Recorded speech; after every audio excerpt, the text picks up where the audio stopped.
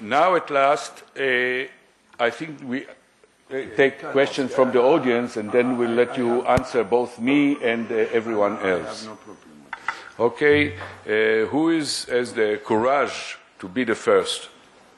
Everyone that would like to ask a question, please rise and say your name, etc. So, ladies first. Always ladies first. I'm conservative.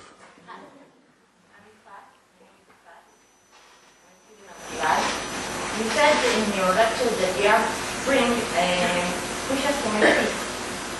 How do you think it affects the Palestinian people?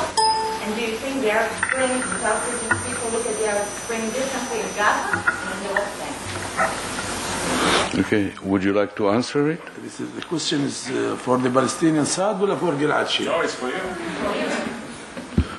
You're already trying to avoid the question. I would answer you in just a few simple words. Let us look to the peace treaty with Egypt. Even the Brotherhood had majority. But I think that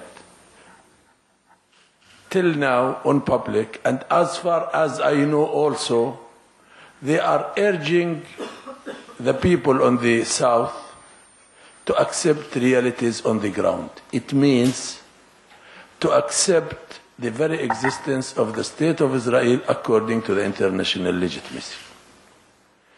And I think that even the international guarantees to have any peaceful agreement being sustainable is available, and I think is possible, as the sooner is the better for the Palestinians and the Israelis to decline future pressure exerted from the outcome of the future democratic elections all over the Arab world. As according to my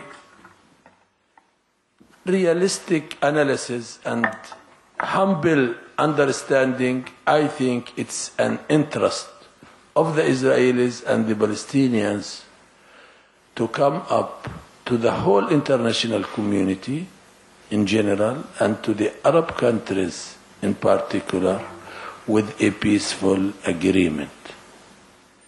This is the only way to make marketing for our future national aspirations. Otherwise, both of us, after 1 or 2 or 3 years, will be under the pressure of the candidates, of the campaigns of the candidates, to convince them how and when to escalate the conflict against the Zionists and against the occupation and so and so. In Hebrew, there is a saying, فرونكل. ما زي فرونكل English. أنت مدبرت عبريت؟ أنت مدبرت؟ أصل بصدر أصل أنا أترسل أجد لك خزي بعبريت. تسمعي زيها فرونكل شل كولام. אבל השניים שסופלים, אני ואת. אז בואו נפתור אותו ביחד. ככה אני מאמין, וככה אני חושב. וככה זה תופעת שני העמים, תאמיני לי. ומה אתם אומרים בעברית גם כן? אם אין אני לי, מי לי. וכשי אני לעצמי, מי אני. ואם לא עכשיו, מתי. אז בואו נפתור את הבעיה ואת הסכסוך עכשיו ומיד. ותאמיני לי, היום או אחרי שנה, אותו פתרון. השאלה כמה אנחנו יכולים לחסוך דם וסבל והרג משני העמים. זה השאלה. תראו מה עושות 17 שנים בכלא הישראלי, איזה עברית, איזה ידע, משהו בכל זאת יצא מזה טוב.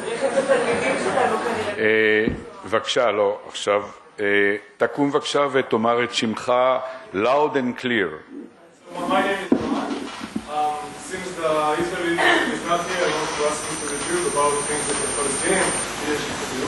And I'm wondering, one thing that you could probably do is to help some of the Israelis do some reality check with themselves and to say that, we've been trying so much time to do negotiations and get to a two-state solution, but what is your thinking about giving an ultimatum, saying if we don't get an agreement within 2 years or so, we want to ask for equal rights. In one state, okay, if we can't do it in 2 states, let's do it in 1 state. I think this might show what the alternative is to the republic. What you prefer? Equal rights in binational state or 2 states? Personally, I always prefer 2 states solution, but if that's not possible, I think this... Okay, can I answer? Yeah, go ahead. I think that you have to address the Prime Minister of Israel on this question. It's not my... I believe that we should be neighbors. I believe, and I recognize that we did not choose each other as neighbors, but I think that we can live together and we can make Gan Eden in this region through cooperation, through coordination, through open borders, but with 2 political entities. And you have to go back to this arduous and the long and complicated conflict. The only conclusion, the only way, at the beginning the Israelis were using the terminology of occupied and administered territories, now Judea and Sham and Samaria. In spite of that, in the West Bank, more than 2.5 million Palestinians still surviving. In spite of all the difficulties and sometimes the humiliation by Baruch Marzel and his disciples in Hebron and in other places, which I think, with all my respect to everybody here in this room, I don't think that it's a great honor for the Israelis, their behaviors against sometimes even innocent old men and women. Please, let us make it right now. 2-state solution is the only game on town. It's an Israeli interest, as His Excellency mentioned, and I think his analysis were very clear, looking for majority, democratic, Jewish state, so and so and so. But at the same time, I want to feel independent and free under my own national anthem and my own flag. And as long as the price for that, and which is good, I think, to recognize the other side is concerned, which is security, which is demographic issue, which is official recognition, which is the issue of the refugees, which was mentioned as a nightmare by the Israelis, and I think as something which the Palestinians should deal with. I can say, on behalf of the mainstream, that we want to settle the issue of the refugees, but we are not looking for making demographic, drastic change in the society of Israel. Both of us should find the agreed upon solution, how to end this source of concern for the whole region, not only for the Israelis and the Palestinians. When I recognize the very existence of the state of Israel within 67 borders, I am not looking for making or undermining the demographic as our friend issue inside the society. You want to give up the territories to live in your own Jewish democratic state rather than in, call it as you like. But when we reach the bridge, we will cross it. When I see agreed upon solution supported by the Arab countries, by the Islamic countries, I think that those with good intentions could understand the positive dimension of such a clear-cut statement. Thank you. Gilad, do you want to add to this? To me, it's be very brief. To me, it's extremely clear. It's either we disassociate from each other as soon as possible, or Israel becomes either a state which is I wouldn't call it an apartheid state, but for sure it won't be a state with perfect equality between all of its inhabitants. Or we become a Jewish, Israeli, Palestinian state, which is quite far from what the first and the second and the third generations of Zionists had in mind. So if we want to remain a Jewish majority state, the homeland of the Jewish people, and a democracy, we have to disengage from the Palestinians and have two states living side by side as peacefully as possible. The question is, how long will it take to our leaders to see it as clearly as we all see it?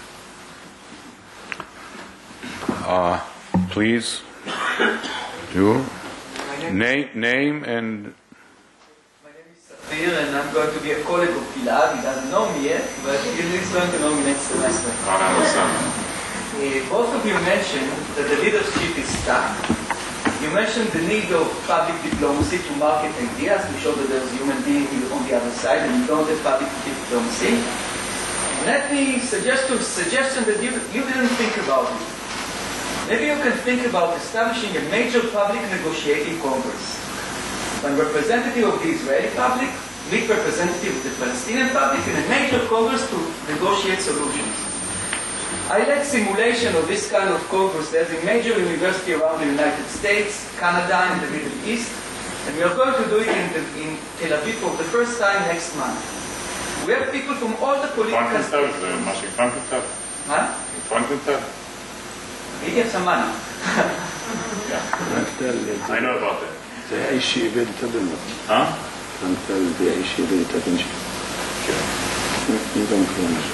אני מעודכן על זה, ואני מסכים.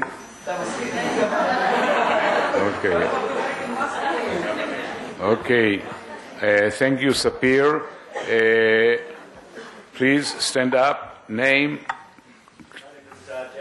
In the international program, and similar to what he said, I mean, a lot of what I've learned about over the past just 3 or 4 months now is the need for some sort of cooperation between the two would-be states where you can generate public consensus. And I think a large part of the problem is that, like we said back there, is that there's a lack of public involvement in the process. And I think just as you mentioned, you're collecting data on Israeli opinions about the peace process. Israeli and Palestinian. Sorry, and Palestinian. So, I mean, I think it would be great if we did something like a vote. There would be a similar sort of survey sent to all members of Israel and Palestine, asking them, do you want peace or not? A very simple sort of question. Like this, there's recognition on both sides that both people want peace, and this is something that public leaders could use to get an idea of what their constituents actually want. Because it seems that usually it's like the public is fighting the government, and the governments are fighting each other, and the public doesn't know what to do. Well, allow me to... Speak about some sort of like international cooperation between the two would-be states. Like what are the sort of things that you would build together? Allow me, I'll just answer you briefly, and then, of course, you can... Of course, both Israeli and Palestinian wish peace.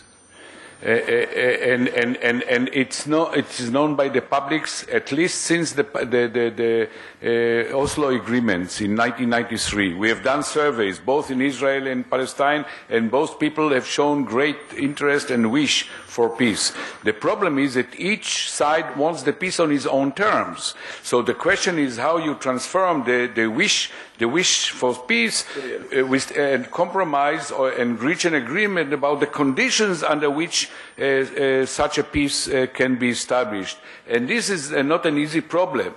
I would like also to mention to Sapir, it's one thing to simulate public opinion. I'm wishing to see another simulation, a simulation which simulates perhaps another 5 or 10 years of Israeli occupation of the West Bank, and to see what would be the results of this simulation. And to my judgment, they will be so disastrous that all those Israelis that believe that you can have peace and Israeli Jewish and democratic state and controlling the Palestinians will quickly change their mind. Alas, I have not seen such a sophisticated computer or man simulation that could convince us in this way. Would you like to respond to the previous question? Okay. Any other? Please, again, name and speak as clearly as you can. Okay, I'm sorry, the accent is not very good, so if you understand, probably I'll speak it again.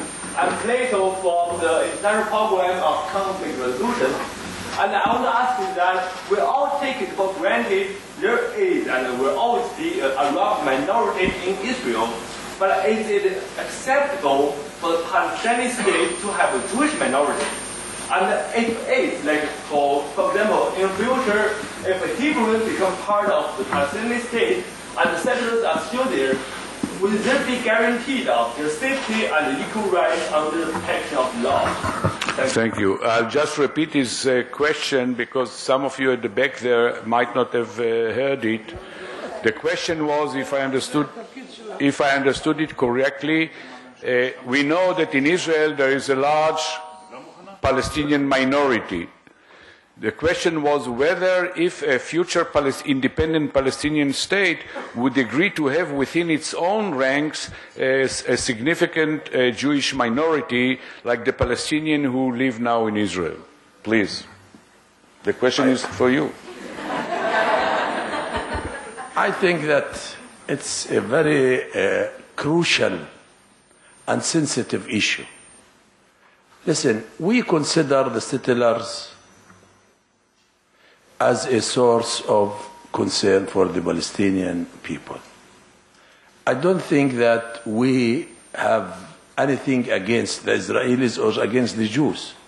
But the problem of the settlers, I hope, and I don't wish even for anyone, even to the Chinese people, to meet and to know who is Baruch Marzel.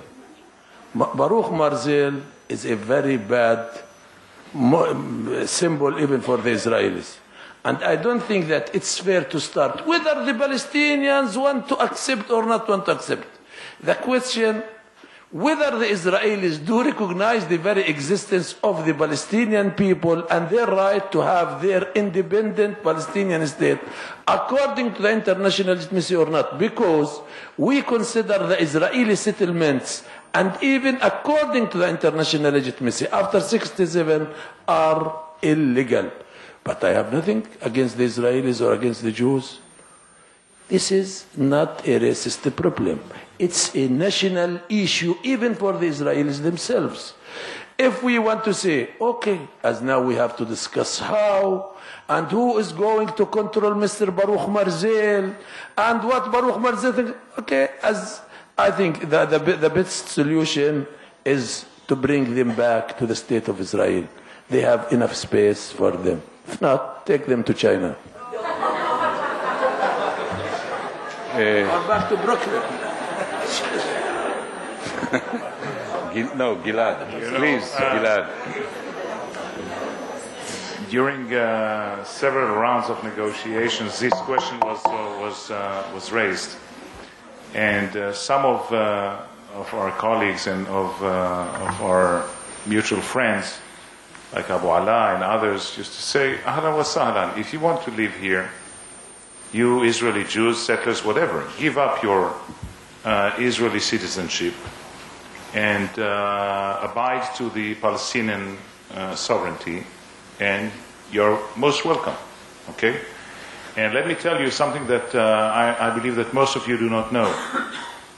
There are certain groups, some would say, someone would call them maybe hallucinating kind of groups, but second generation of settlers, hardcore, hardliner settlers from Kiryat Arba, from Talmon, from Mitzah, from wherever. A group of around 1,000 or 1,500 young people in their 30s, 35, 25, whatever. They are called Eretz Shalom. They are followers of Rabbi Menachem Fruman.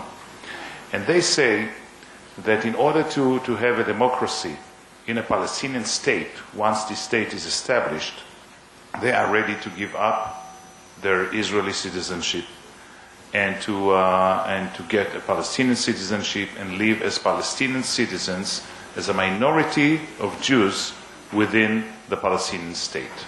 Okay. Now, how realistic this is, each one of us has his own or her own answer. But you should be aware of the existence of such a kind of trend, and these are not just marginal, soft settlers. These are Hardcore. who were followers of Kahana in the beginning and stuff like that. Okay. My name is Adar, I'm a grad student. Netanyahu said all the time that the negotiation is stuck now because the Palestinians are not willing to recognize Israel as a Jewish state. In your lecture, you talk about the need of the mutual recognition. Is the Palestinian willing to recognize Israel as a Jewish state?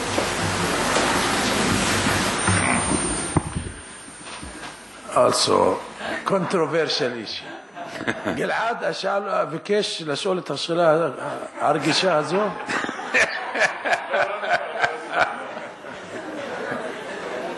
I think that it's a good question. And for sure you will receive a good answer. Do you think that this is very important for the state of Israel to be recognized by Abu Mazen as a Jewish state? I think no. Let me ask, two questions. Why did Mr. Netanyahu only raise this issue with the Palestinians? They did not raise it with the Jordanians. They did not raise it with the Egyptians. They did not raise it with anyone else. Only for the Palestinians, and with the Palestinians, I think to make some incitement among the Israelis, because the Palestinians want and don't. Did the Israeli leadership in 1948 ask the Palestinians to decide the name of the state of the Jewish people then? No, they went to Mr. Truman, who I think deleted Jewish state and wrote Israel. And according to that, you became member of the General Assembly of the international community. Call yourself as you like. You have no problem with me. The problem is with the international community, with the UN. Go and call yourself Jewish state, Zionist state, Israeli state. Call it what you like. I don't think this is the problem with the Palestinians. This is the problem with yourselves. This is the problem with the Israelis themselves. If you are a Jewish state, and this is an internal issue, it's not my business, how could you accept 30 or 40% of immigrants, those who came from the ex-Soviet Union, who are non-Jews? If you are a Jewish state, I don't think that it was fair to accept them. If it's a humanitarian issue, as accept me. I was born, me and my grandfather and so on. So I think that the issue of the name is not my problem. Go to the UN and ask them to recognize you whatever you want, and I'll accept the decision of the UN. Gilad, do you want to respond to the question, or to Jibril, or? There's the question of how clever was the raising of this issue in the negotiations as a precondition. I think that the ultimate goal of the negotiations is to provide the exclusivity of the two states as the homeland of the two nations. The Palestinian state as the only exclusive homeland of the Palestinian people, and Israel as the homeland of the exclusive homeland of the Jewish people. That's it. I mean, that's the result. That's the core of the issue. I don't need any declaratory kind of statements. I think that Israel and the Israeli people is strong enough and confident enough in its the justification of its being here. And but the moment it was raised in the negotiations, it creates a major obstacle to continuing and the negotiation without overcoming this obstacle. So I would put that notion at the end of the negotiations and not at the beginning of it. This would be, I think, a bit wiser, I would say. Yeah. If I may just add, I tend to agree with Gilad or Gili. Let us remind, and you probably are aware of it also, that the partition plan of 47 decided about creating two states, a Jewish state and a Palestinian state. So this is already embodied, an Arab state, I'm sorry. So it is already embodied in the U.S. resolution. We are ready and therefore, yeah. We are ready. No, and we accept. We are ready. But you rejected it then. I mean. Well, but at the same time, and I also agree with, I think, what is assumed by both of you, that the current Israeli Prime Minister, Benjamin Netanyahu, raised this issue for tactical reasons mostly. At the same time, I would like to add two specific points on this. First of all, although this in practice may not be important, but when we are talking about national aspirations and national processes, symbols sometimes have importance of their own. And second, I think, on a more practical, from a more practical point of view, I think you can tie it with the issue that you avoided to some extent, and I can understand you, and this is the issue of the refugees. Because when you say that Israel is a Jewish state, you make it more clearly that the issue of the Palestinian refugees and the right of return is antagonistic to the principle of Israel. I'm just raising this point of view. I don't want to go into debate. We'll continue with this between the two of us and reach peace agreement within the next couple of weeks. Okay, you are, with the heavy hair on you. My name is Dan. 20 years already. You've been talking since, we've been talking since '91. 60% of the West Bank is still in Israeli control, Area C. The freedom of movement of Palestinians from '91 till today has just become worse. There is an elephant in the room that nobody wants to touch, and everybody is saying that if it's not that you are both holding the position of two states or bust. Okay, that is a proposition that for my children is a very dangerous proposition, I think, because right now there is a fixed perception that is failing for 21 years.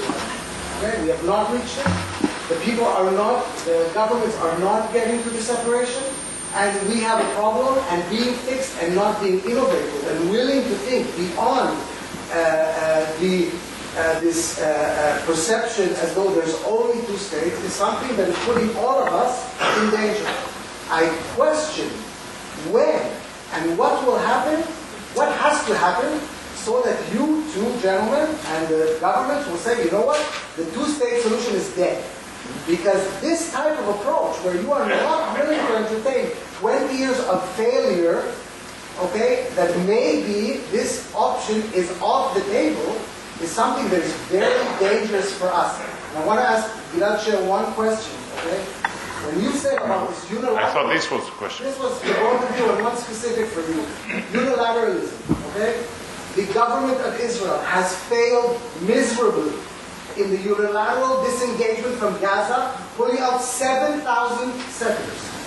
Those settlers or their families who are living today in the West Bank have seen that, and they are extremely afraid. And if I would be a settler, I would also be extremely afraid of how a unilateral type of solution would not end up with throwing out 70, 80, 100,000 settlers and letting them deal with their own reality for themselves. And how can you look at those people and say, you know what, we're going to do another unilateral type of solution and everything is going to be okay, when we failed so miserably in 2005. So obviously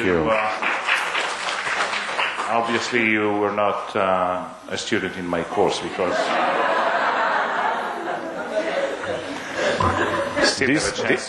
this can be rectified. Exactly.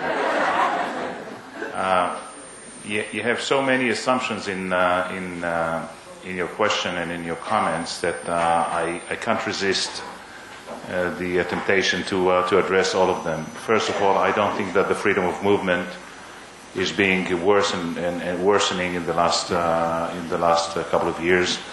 Actually, I believe that Jibril will. 20 years. 20 years. 20 years. Well, there was no. 20 years is a long time, and you were right in saying that since Madrid and up until today, we have failed to reach the two-state solution throughout a negotiated agreement. Nevertheless, I believe that in very large areas of the West Bank, there is now a much better situation than was the situation even in 2007 or 2006. Right now, the cities are blooming, and the economy is flourishing. The freedom of movement is much better than has been before, and it's almost an unimpeded movement from one area to another in the territories. We cannot reinvent the wheel time and time again. It's what I said in my brief presentation is that we more or less know where the two-state solution lies, and if I cannot accept the notion of the two-state solution is dead, because then all the Zionist enterprise and my own personal I would say aspiration is also dead with that. I believe that the Jewish people has the right to have its own homeland in recognized and secured boundaries, and I believe that this is not on the account of any other people. Yes, I urge my government to fulfill its duty. Every government, any government, every coalition, to fulfill its duty and to try and get there as soon as possible. Well, I can't control the vote in the general elections, but I believe that it is the duty, the right and the duty of every Israeli leadership to try to get us there. If you ask for innovations in the fresh thinking about this, any fresh thinking that I could bring up would always look at the two-state solution and not at another solution.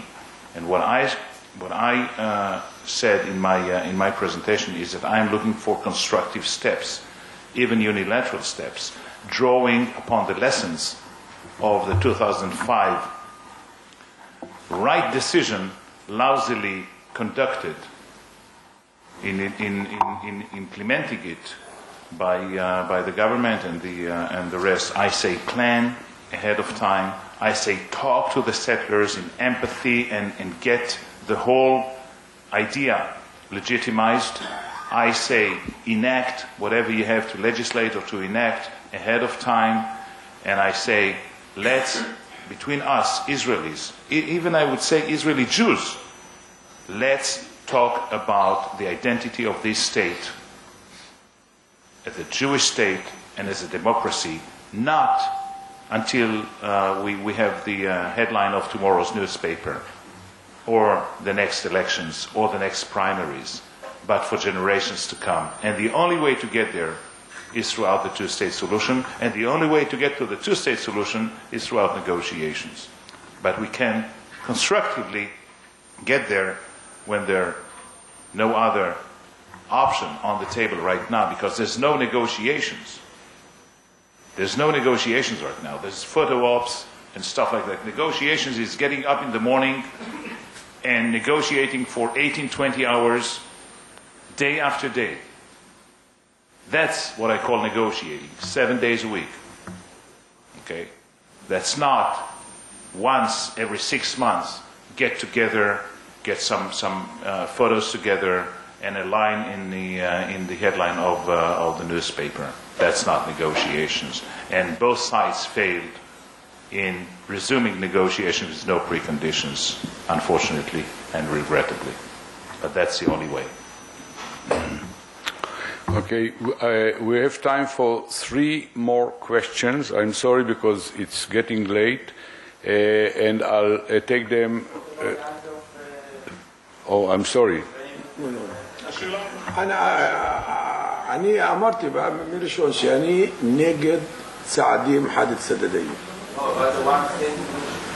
I told you I want 2-state solution. But listen, I'm not against it if it comes through democratic process.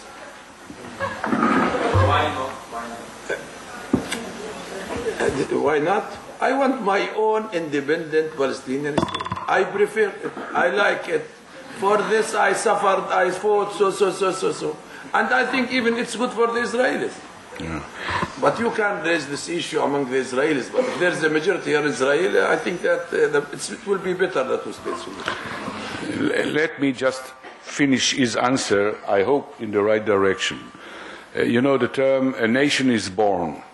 You know, the Palestinians are now roughly the same stage that the Jewish people were at the beginning of the 20th century or late 19th century, where their major aspirations, not of all of them, but but many of them, was to have a nation of their own because they didn't consider Judaism only as a religion. Palestinians want to be a nation. And I think that once they will become a nation, then and they will be on equal footing with the Israelis, then I think that this would be the right step, not only from a moral point of view, but then it will be much easier to negotiate the term for which we are now struggling. Also, so far, except for the one-state solution that, as Gilad said, will be disastrous, both from the point of view of the aspirations of the Palestinians and the Jews, I haven't seen any other solution. Furthermore, if one was thinking about, for example, an Arab Middle East, a conglomerate of all states in the Middle East, and you see what's going on nowadays in the Middle East, I wouldn't opt for any other solution. And perhaps we are all conservative, captured in our own minds, but still we believe that at the best of our knowledge, the two-state solution is not only the most morally right, but also the most feasible solution to the conflict. I agree with you. Thank you. You guy, yeah, stand up, yeah. Mr. Chair. תחזור על השם שלך? נועם. I've been present in several events like this in the last 10 years. And what I've noticed is that we always meet a Palestinian elected official, and even a senior one, and an Israeli person who represents no one. And at best, a small minority in this country. And that was the dynamic in the Geneva Accord. And Mr. Rajoub here is, from my understanding, a senior leader in the Fatah movement today, and a PA official. And from the Israeli side, we always see well-intentioned Israelis, but that's about it.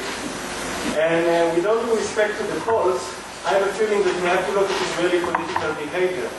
And maybe we can look at it and say that the Israeli public has voted against the two-state solution repeatedly. And its political behavior was against the two-state solution.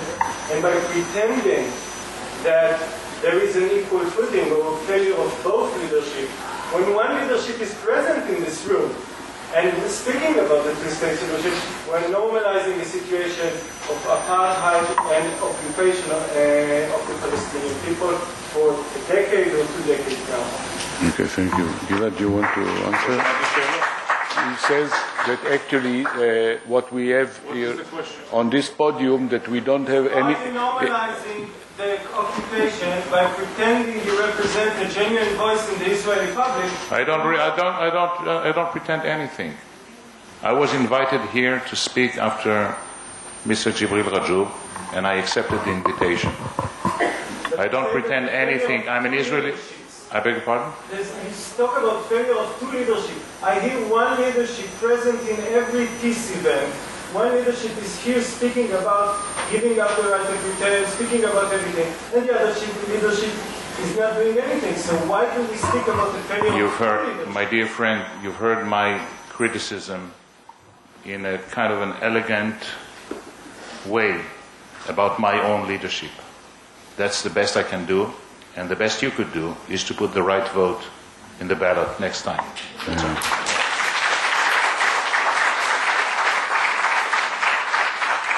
I accept. Again, I certainly don't see myself as a leader. I didn't pretend to be a leader. At one time, I considered moving into politics, and God bless my decision to stay in the academic world. But to be more serious, I think that you're wrong in your assumptions.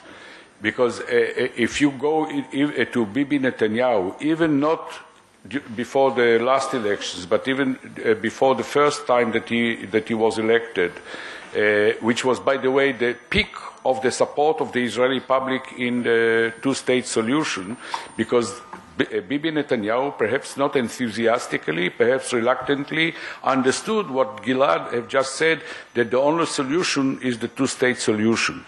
The debate is not about the idea of whether of the two-state solution, yes or no, but Netanyahu would like to have a two-state according to his own terms.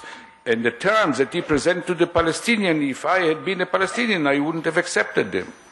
Accept his terms, not that he said the Hakel Avda and the 67... I didn't say so. I didn't say so. All I'm saying, and here I'm not talking about a politician, but as a personal citizen, I think that the terms can be negotiated. The problem is that there is no serious negotiation. Now, I don't know what's going on in the inner circle of the Palestinians, and I suspect that some of the Palestinians are also trying to play a game. Perhaps like saying, okay, let's solve our problem through the United Nations where we have a clear-cut majority. Okay, so it is from my point of view, it is as negative as the Israeli playing around in one circle and sending molcho. We had in Israel's history once a false prophet or Messiah by the name of Molcho. Is enough. I think that now we should start with real negotiations, and I appeal this not only to the Palestinian but also to the Israeli government.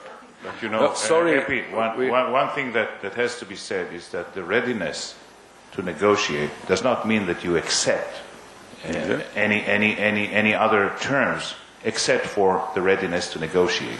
Okay. Exactly. So you can keep all your positions or your standpoints and just negotiate, but let's do it. Okay. Had we time enough, I would have asked. Sorry. Had we had more time, I would have asked. Sorry.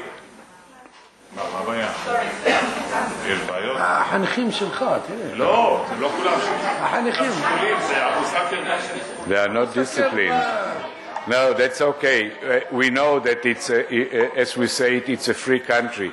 I just wanted to say that had we had more time, I would ask an expert on negotiation who is with us, Jonathan Kowarski, in addition to Gilad Sher.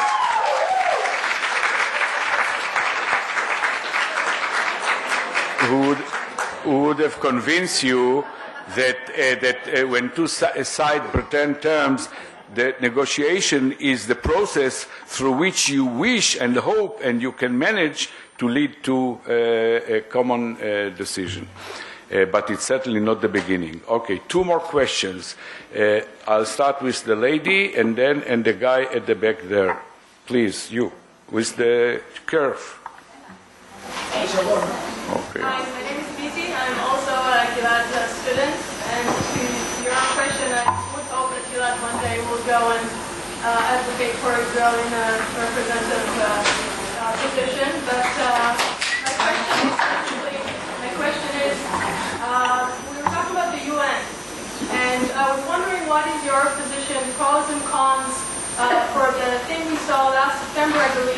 of the unilateral approach of the Palestinian side towards the UN in order to recognize the Palestinian state unilaterally?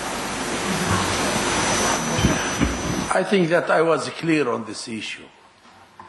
If this is the source of your concern, I don't think that we do need to go to the UN as soon as the Israeli side is ready to determine the borders of the future Palestinian state. And I believe that we, Palestinians and Israelis, should do our homework together because we are the relevant parties to this conflict. But if you want to ask me, when we went to the UN,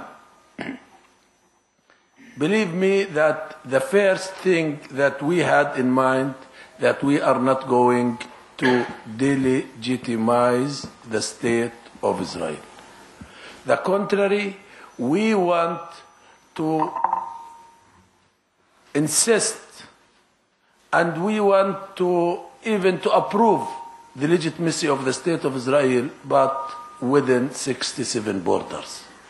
As if the Israeli government, and here I can speak on behalf of the Palestinian leadership, if they are ready tomorrow to start talking, and here someone said that about 67 borders is international borders, but in spite of that, I did not mention it because here I'm not on the table of negotiations.